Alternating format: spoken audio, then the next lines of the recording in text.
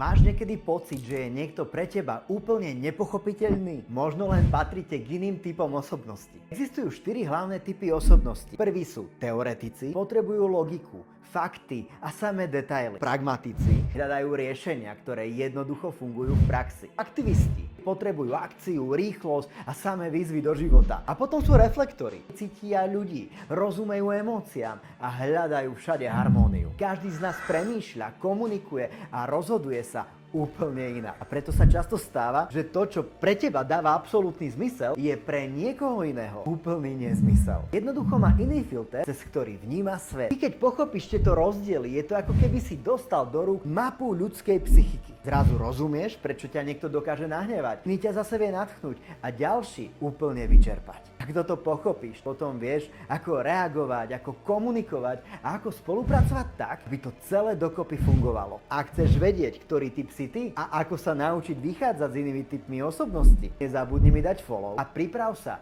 na ďalšie hodnotné videá.